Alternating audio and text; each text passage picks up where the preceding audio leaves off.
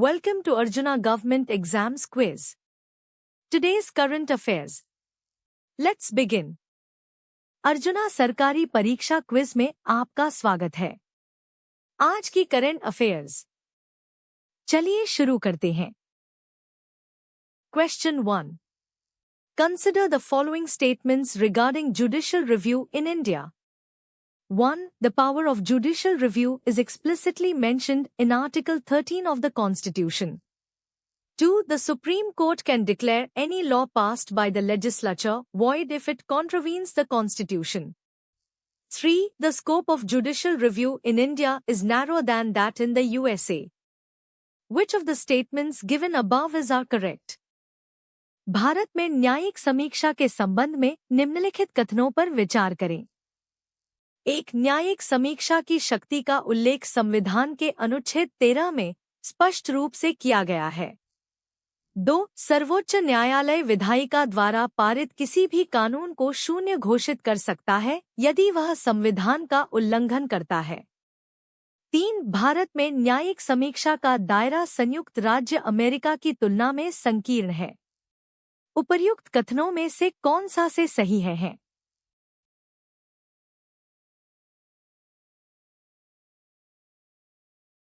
The correct answer is to only.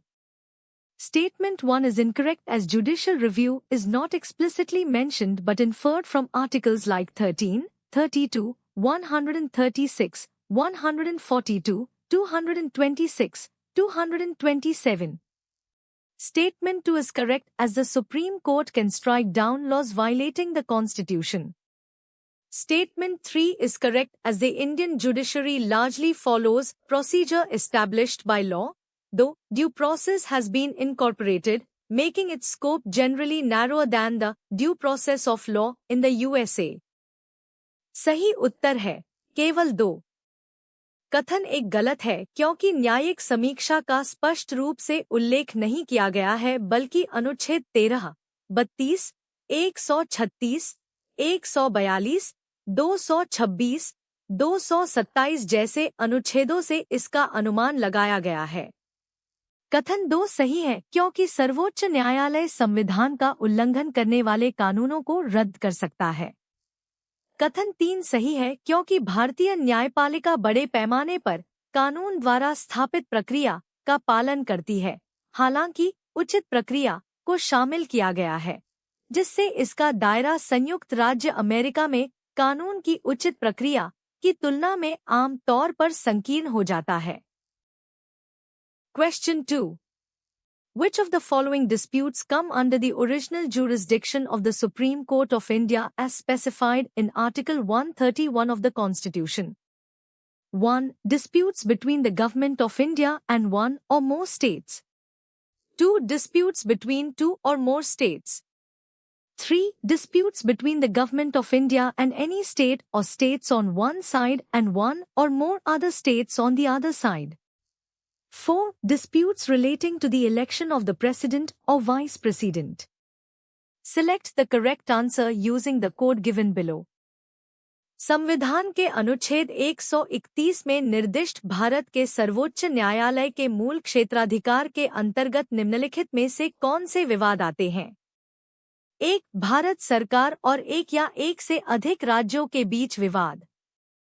2. दो या दो से अधिक राज्यों के बीच विवाद। 3. एक और भारत सरकार और किसी राज्य या राज्यों तथा दूसरी ओर एक या एक से अधिक अन्य राज्यों के बीच विवाद। 4. राष्ट्रपति या उपराष्ट्रपति के चुनाव से संबंधित विवाद। नीचे दिए गए कूट का प्रयोग कर सही उत्तर चुनिए।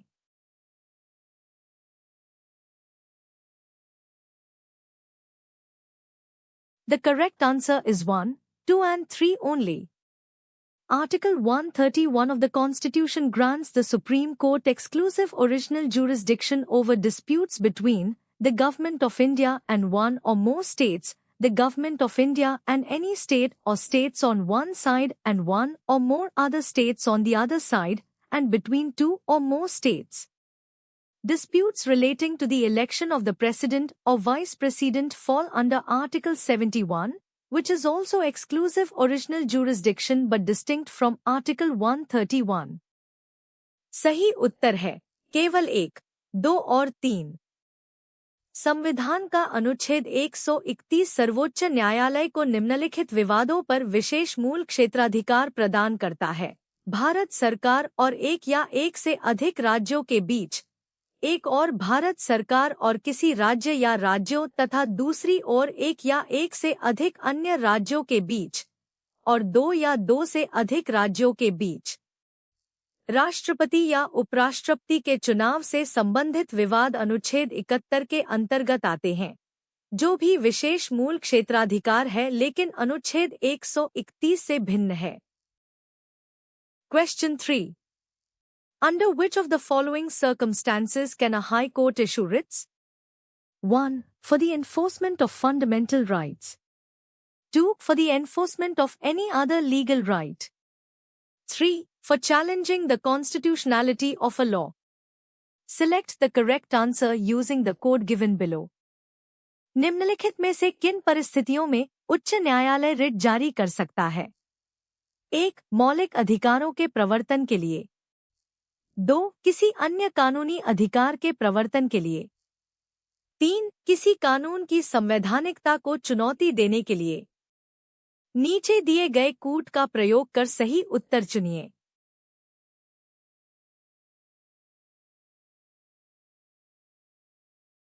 The correct answer is 1 and 2 only.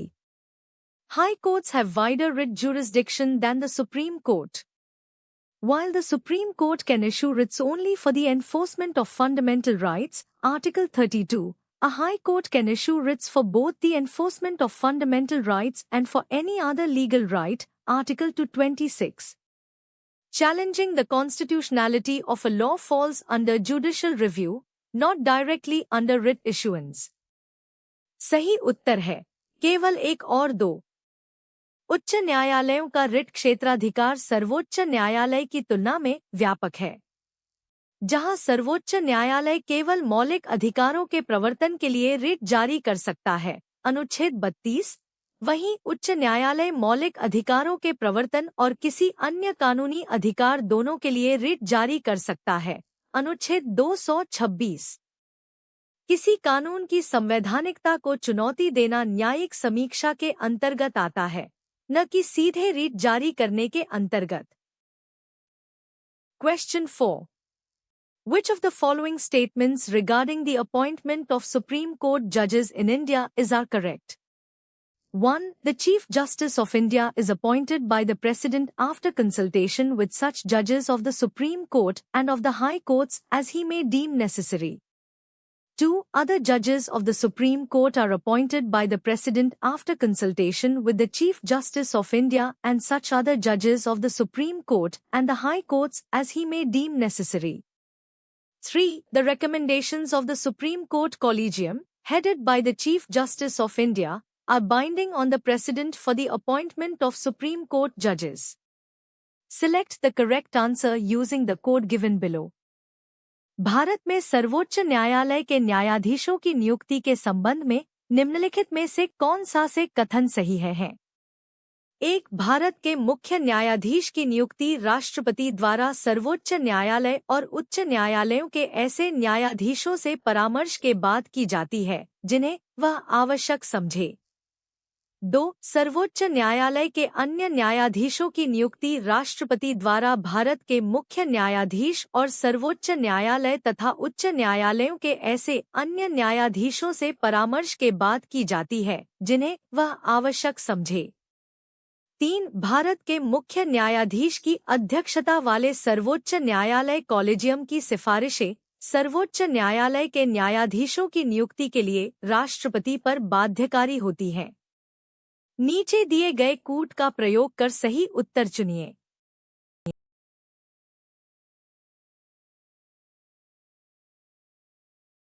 The correct answer is 1, 2 and 3. All 3 statements are correct. The appointment process involves consultation as described in statements 1 and 2.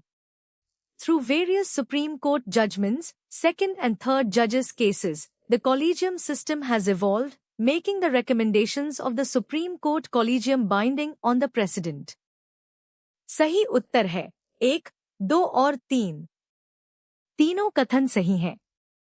नियुक्ति प्रक्रिया में कथन 1 और 2 में वर्णित परामर्श शामिल है। विभिन्न सर्वोच्च न्यायालय के निर्णयों, द्वितीय और तृतीय न्यायाधीश मामले के माध्यम से कॉलेजियम प्रणाली विकसित हुई है, जिससे सर्वोच्च न्यायालय कॉलेजियम की सिफारिशें राष्ट्रपति पर बाध्यकारी हो गई हैं। Question 5. Which of the following provisions ensure the independence of the judiciary in India? 1. Security of tenure for judges. 2. Salaries and allowances charged on the Consolidated Fund of India. 3. Prohibition on discussion of judges' conduct in the legislature, except during impeachment. 4. Power to punish for its contempt. Select the correct answer using the code given below. Bharat में न्यायपालिका की स्वतंत्रता सुनिश्चित करने के लिए निम्नलिखित में से कौन से प्रावधान हैं? 1. न्यायाधीशों के कार्यकाल की सुरक्षा। 2. भारत की संचित निधि पर प्रभारित वेतन और भत्ते। 3. विधायिका में न्यायाधीशों के आचरण पर चर्चा पर प्रतिबंध, महाभियोग के दौरान को छोड़कर। 4. अपनी अवमानना के लिए दंडित करने की शक्ति। नीचे दिए गए कूट का प्रयोग कर सही उत्तर चुनिए।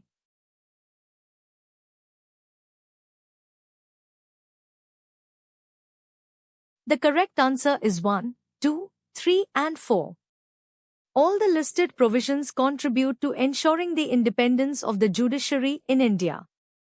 Security of tenure protects judges from political pressures. Salaries charged on the Consolidated Fund prevent legislative control over their remuneration. Prohibition on discussion of conduct upholds their dignity, and the power to punish for contempt safeguards judicial authority. सही उत्तर है 1, 2, 3 और 4। सूचीबद्ध सभी प्रावधान भारत में न्यायपालिका की स्वतंत्रता सुनिश्चित करने में योगदान करते हैं। कार्यकाल की सुरक्षा न्यायाधीशों को राजनीतिक दबावों से बचाती है। संचित निधि पर प्रभारित वेतन उनके पारिश्रमिक पर विधायी नियंत्रण को रोकते हैं। आचरण पर चर्चा का प्रतिबंध उनकी गरिमा को बनाए रखता है और अवमानना के लिए दंडित करने की शक्ति न्यायिक अधिकार की रक्षा करती है। Question 6. The advisory jurisdiction of the Supreme Court of India implies that Bharat के सर्वोच्च न्यायालय का सलाहकार क्षेत्राधिकार का अर्थ है कि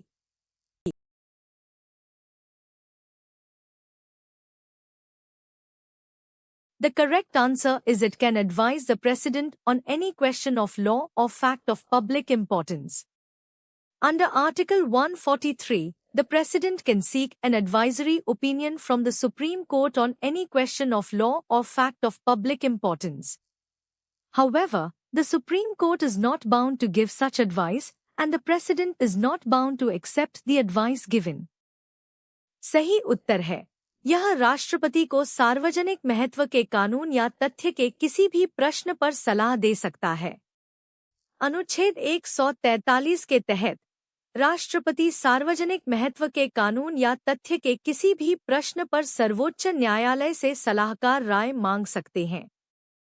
हालांकि सर्वोच्च न्यायालय ऐसी सलाह देने के लिए बाध्य नहीं है और राष्ट्रपति दी गई सलाह को स्वीकार करने के लिए बाध्य नहीं है।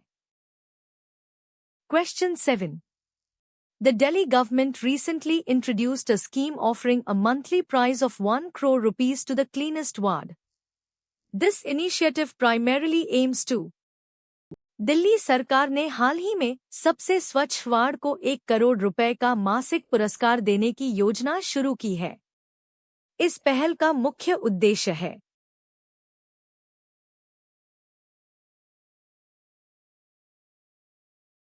The correct answer is encourage citizen participation and competition in maintaining urban cleanliness. The Delhi government's scheme to award 1 crore rupees monthly to the cleanest ward is designed to foster a sense of competition among wards and encourage greater citizen involvement and responsibility in maintaining urban cleanliness. सही उत्तर है शहरी स्वच्छता बनाए रखने में नागरिक भागीदारी और प्रतिस्पर्धा को प्रोत्साहित करना। दिल्ली सरकार की सबसे स्वच्छ वार्ड को मासिक 1 करोड़ रुपए का पुरस्कार देने की योजना वार्डों के बीच प्रतिस्पर्धा की भावना को बढ़ावा देने और शहरी स्वच्छता बनाए रखने में अधिक नागरिक भागीदारी और जिम्मेदारी को प्रोत्साहित करने के लिए डिजाइन की गई है। Question 8. Recently, the Jharkhand government cancelled the JSSCCGL and TDPL conducted exams following a 16-day hunger strike by student leader Devendra Nath Mahato. What was the primary demand of the protesting students?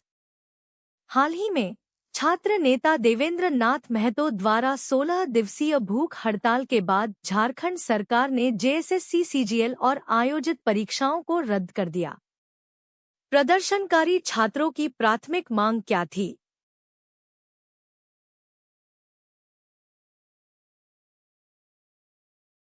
The correct answer is reforms to prevent paper leaks and ensure transparency in the examination system. The primary demand of the protesting students in Jharkhand, led by Devendra Nath Mahato, was for comprehensive reforms to prevent paper leaks and ensure transparency and fairness in the state's examination system, leading to the cancellation of the JSSCCGL and TDPL exams. सही उत्तर है paper leak को रोकने और परीक्षा प्रणाली में पारदर्शिता सुनिश्चित करने के लिए सुधार। झारखंड में देवेंद्र नाथ महतो के नेतृत्व में प्रदर्शनकारी छात्रों की प्राथमिक मांग पेपर लीक को रोकने और राज्य की परीक्षा प्रणाली में पारदर्शिता और निष्पक्षता सुनिश्चित करने के लिए व्यापक सुधारों की थी, जिसके कारण JSSCCGL और TDPL परीक्षाओं को रद्द कर दिया गया। Question 9. Goa recently introduced an additional subsidy for rooftop solar installations. This policy aligns with which of the following broader national objectives? 1. Promoting renewable energy adoption. 2. Reducing dependence on fossil fuels. 3. Achieving energy security. 4. Boosting local manufacturing of solar panels. Select the correct answer using the code given below. Goa ने हाल ही में rooftop सौर प्रतिष्ठानों के लिए एक अतिरिक्त subsidy शुरू की है। यह नीति निम्नलिखित में से किस व्यापक राष्ट्रीय उद्देश्य के अनुरूप है? 1. नवीकरणीय ऊर्जा को बढ़ावा देना। 2. जीवाश्म ईंधन पर निर्भरता कम करना। 3. ऊर्जा सुरक्षा प्राप्त करना। 4. सौर पैनलों के स्थानीय विनिर्माण को बढ़ावा देना। नीचे दिए गए कूट का प्रयोग कर सही उत्तर चुनिए।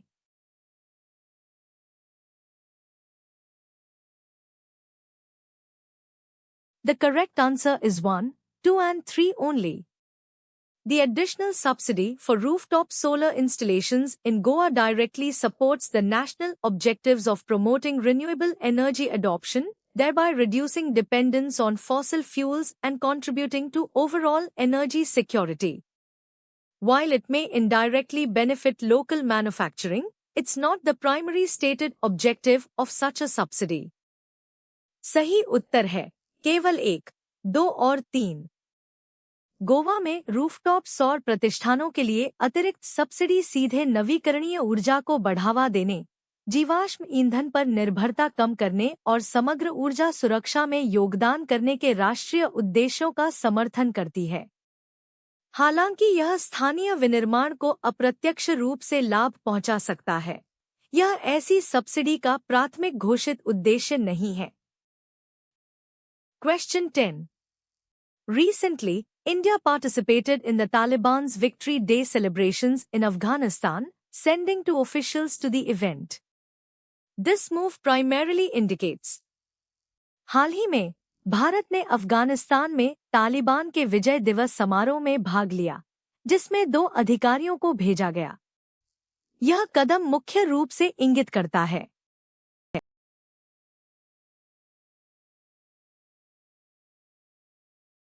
The correct answer is India's intent to engage with the de facto authorities to protect its strategic and economic interests. India's participation in the event, while not an official recognition of the Taliban regime, signals a pragmatic approach to engage with the de facto authorities in Afghanistan.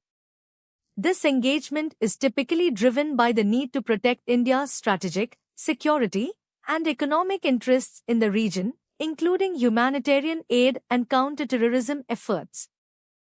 सही उत्तर है अपने रणनीतिक और आर्थिक हितों की रक्षा के लिए वास्तविक अधिकारियों के साथ जुड़ने का भारत का इरादा। भारत की इस घटना में भागीदारी, हालांकि तालिबान शासन की आधिकारिक मान्यता नहीं है, अफगानिस्तान में वास्तविक अधिकारियों के साथ जुड़ने के लिए एक व्यावहारिक दृष्टिकोण का संकेत देती है। यह जुड़ाव आमतौर पर क्षेत्र में भारत के रणनीतिक, सुरक्षा और आर्थिक हितों की रक्षा की आवश्यकता से प्रेरित होता है, जिसमें मानवीय सहायता और आतंकवाद विरोधी प्रयास शामिल हैं। Question 11. The CRIPS mission was sent to India in 1942 with the primary objective of. CRIPS mission को 1942 में भारत भेजा गया था जिसका प्राथमिक उद्देश्य था।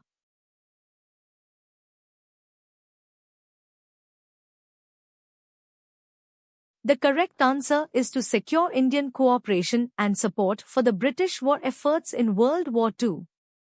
The CRIPS mission was sent by the British government in March 1942 to secure full Indian cooperation and support for their efforts in World War II.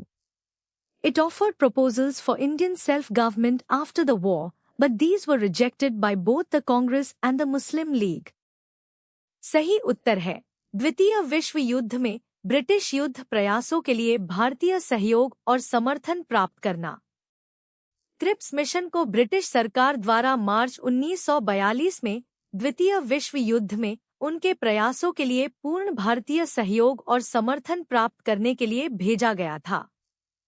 इसने युद्ध के बाद भारतीय स्वशासन के लिए प्रस्ताव पेश किए, लेकिन इन्हें कांग्रेस और मुस्लिम लीग दोनों ने अस्वीकार कर दिया। Question 12. Which of the following statements about the Western Ghats are correct?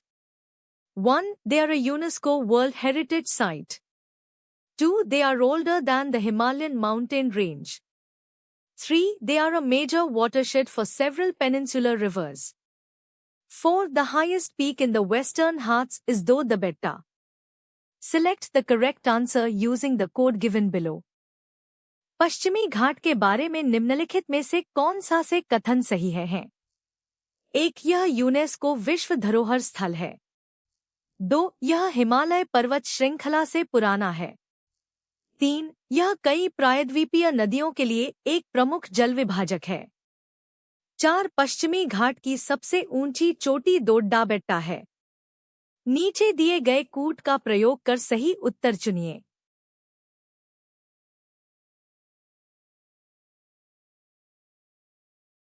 The correct answer is 1, 2 and 3 only. Statements 1, 2 and 3 are correct. The Western Ghats are indeed a UNESCO World Heritage Site, are geologically older than the Himalayas, and form a crucial watershed for many peninsular rivers. Statement 4 is incorrect. While Dodh Betta is the highest peak in the Nilgiris, the highest peak in the entire Western Ghats is Anamudi, located in Kerala. सही उत्तर है केवल 1, 2 और 3। कथन 1, 2 और 3 सही हैं। पश्चिमी घाट वास्तव में एक यूनेस्को विश्व धरोहर स्थल है, भूवैज्ञानिक रूप से हिमालय से पुराना है और कई प्रायद्वीपीय नदियों के लिए एक महत्वपूर्ण जल विभाजक का निर्माण करता है। कथन 4 गलत है, जबकि दोड्डा बेट्टा नीलगिरी की सबसे ऊंची चोटी है। पूरे पश्चिमी घाट की सबसे ऊंची चोटी अनामुडी है, जो केरल में स्थित है। Question 13. Consider the following statements regarding the Goods and Services Tax (GST) Council in India. 1. It is a constitutional body. 2. The Union Finance Minister is the ex officio chairperson of the council. 3. Decisions are taken by a majority of not less than 3/4 of the weighted votes of the members present and voting. Which of the statements given above are correct? Bharat में वस्तु एवं सेवा कर (GST) परिषद के संबंध में निम्नलिखित कथनों पर विचार करें। 1. यह एक संवैधानिक निकाय है। 2. केंद्रीय वित्त मंत्री परिषद के पदेन अध्यक्ष होते हैं। 3. निर्णय उपस्थित और मतदान करने वाले सदस्यों के भारित वोटों के 3/4 से कम नहीं के बहुमत से लिए जाते हैं। उपर्युक्त कथनों में से कौन सा से सही है?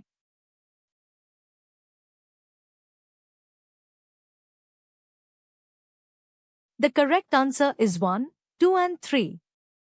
All three statements are correct. The GST Council was constituted under Article 279 of the Constitution, making it a constitutional body. The Union Finance Minister chairs it, and decisions require a 3/4 majority of weighted votes, with the Union government having 1/3 weightage and states having 2/3. सही उत्तर है 1, 2 और 3। तीनों कथन सही हैं। GST परिषद का गठन संविधान के अनुच्छेद 279A के तहत किया गया था, जिससे यह एक संवैधानिक निकाय बन गया। केंद्रीय वित्त मंत्री इसकी अध्यक्षता करते हैं और निर्णयों के लिए भारित वोटों के 3/4 बहुमत की आवश्यकता होती है, जिसमें केंद्र सरकार का 1/3 और राज्यों का 2/3 भार होता है। Question 14. Which of the following is the primary objective of ISRO's Chandrayaan-3 mission? ISRO के चंद्रयान 3 मिशन का प्राथमिक उद्देश्य निम्नलिखित में से क्या है?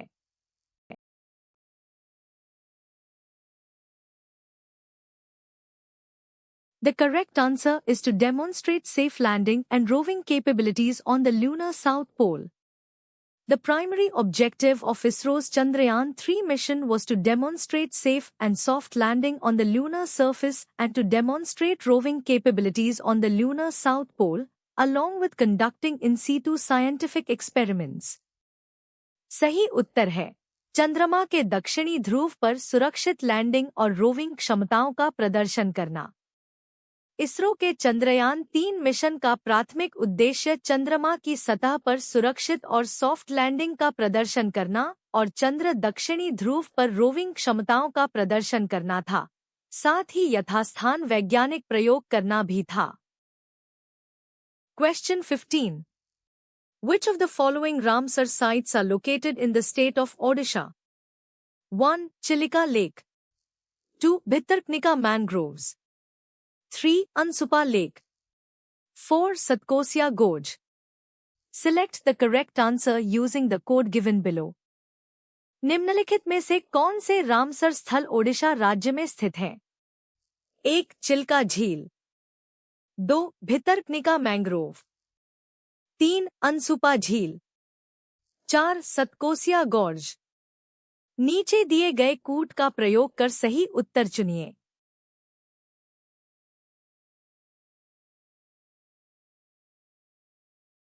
The correct answer is 1, 2, 3 and 4. All the listed sites Chilika Lake, Bhitarknika Mangroves, Ansupa Lake and Satkosia Gorge are prominent Ramsar sites, wetlands of international importance, located in the state of Odisha, India. सही उत्तर है 1, 2, 3 और 4। सूचीबद्ध सभी स्थल चिल्का झील, Bhitarkanika mangrove, अनसुपा झील और Satkosia gorge Bharat के ओडिशा राज्य में स्थित प्रमुख रामसर स्थल, अंतर्राष्ट्रीय महत्व की आर्द्र भूमि हैं। Question 16. Which Indian state recently introduced an additional subsidy for rooftop solar installations to promote renewable energy adoption? हाल ही में किस भारतीय राज्य ने नवीकरणीय ऊर्जा को बढ़ावा देने के लिए छत पर सौर प्रतिष्ठानों के लिए अतिरिक्त सब्सिडी शुरू की है?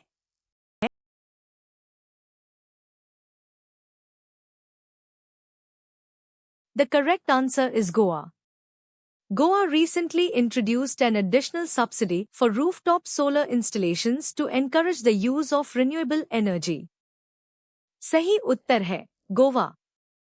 गोवा ने हाल ही में नवीकरणीय ऊर्जा के उपयोग को बढ़ावा देने के लिए छत पर सौर प्रतिष्ठानों के लिए एक अतिरिक्त सब्सिडी शुरू की है। Question 17. Under a new scheme, which city's government has announced a monthly prize of 1 crore rupees for its cleanest ward? एक नई योजना के तहत किस शहर की सरकार ने अपने सबसे स्वच्छ वार्ड के लिए 1 करोड़ रुपए के मासिक पुरस्कार की घोषणा की है?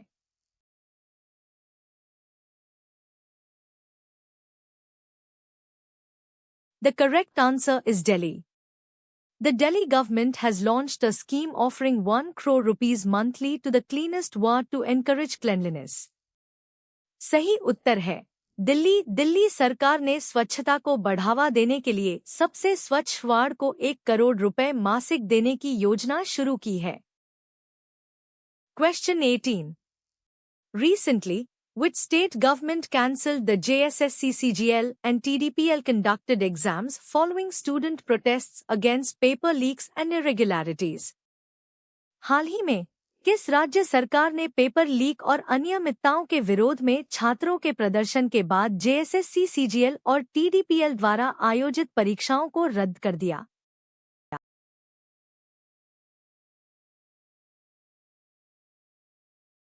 The correct answer is Jharkhand. The Jharkhand government cancelled the JSSCCGL and TDPL exams after widespread protests by students regarding paper leaks. सही उत्तर है झारखंड। झारखंड सरकार ने पेपर लीक के संबंध में छात्रों के व्यापक विरोध के बाद JSSCCGL और TDPL परीक्षाओं को रद्द कर दिया। Question 19. Which of the following statements correctly defines the concept of judicial review in India? निम्नलिखित में से कौन सा कथन भारत में न्यायिक समीक्षा की अवधारणा को सही ढंग से परिभाषित करता है?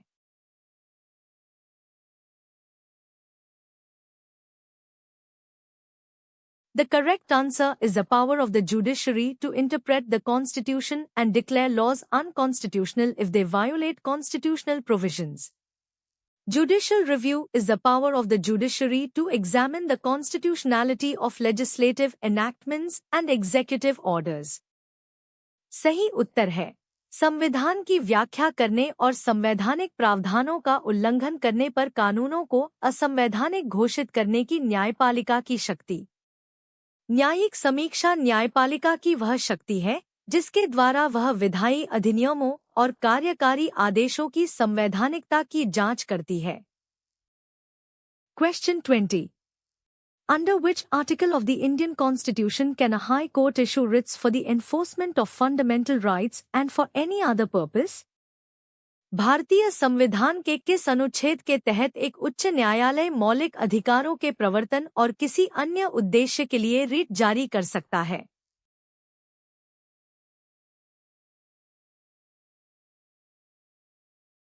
The correct answer is Article 226.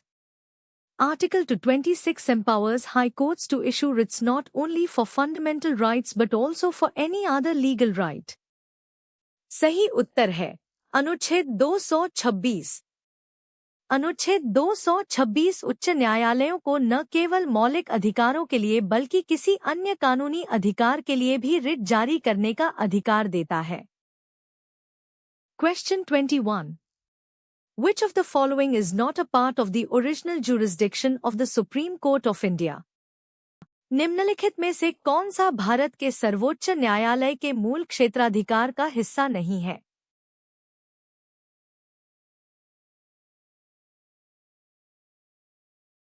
The correct answer is appeals in civil and criminal cases from high courts. Appeals in civil and criminal cases fall under the appellate jurisdiction of the Supreme Court, not its original jurisdiction. सही उत्तर है उच्च न्यायालयों से दीवानी और आपराधिक मामलों में appeal. दीवानी और आपराधिक मामलों में अपील सर्वोच्च न्यायालय के अपीलीय क्षेत्राधिकार के अंतर्गत आती है, न कि उसके मूल क्षेत्राधिकार के। Question 22. A judge of the Supreme Court can be removed from office by the President on the recommendation of the Parliament based on which of the following grounds? सर्वोच्च न्यायालय के एक न्यायाधीश को राष्ट्रपति द्वारा संसद की सिफारिश पर निम्नलिखित में से किन आधारों पर पद से हटाया जा सकता है?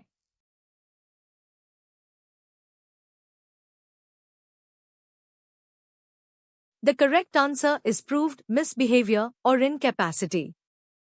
Article 124(4) states that a Supreme Court judge can be removed on grounds of proved misbehavior or incapacity.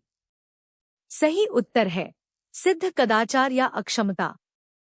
अनुच्छेद 124(4) में कहा गया है कि सर्वोच्च न्यायालय के न्यायाधीश को सिद्ध कदाचार या अक्षमता के आधार पर हटाया जा सकता है। Question 23. Which of the following Buddhist councils was held in Kashmir under the patronage of King Kanishka? निम्नलिखित में से कौन सी बौद्ध संगीति राजा कनिष्क के संरक्षण में कश्मीर में आयोजित की गई थी?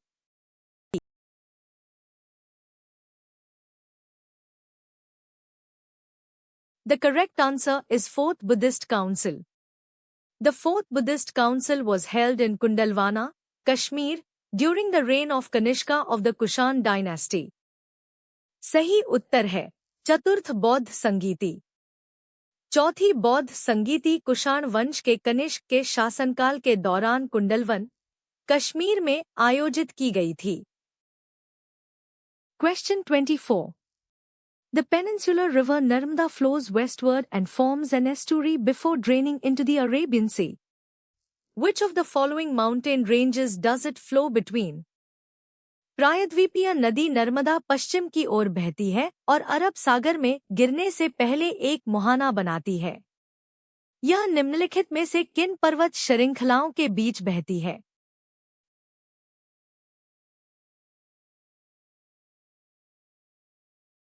The correct answer is Vindhya and Satpura. The Narmada River flows westward through a rift valley between the Vindhya range to the north and the Satpura range to the south.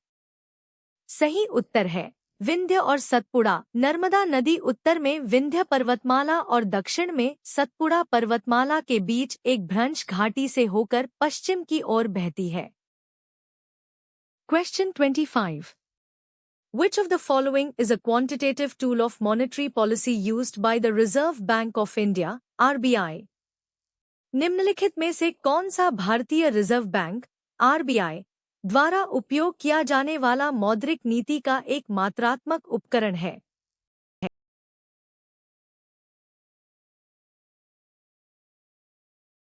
The correct answer is open market operations.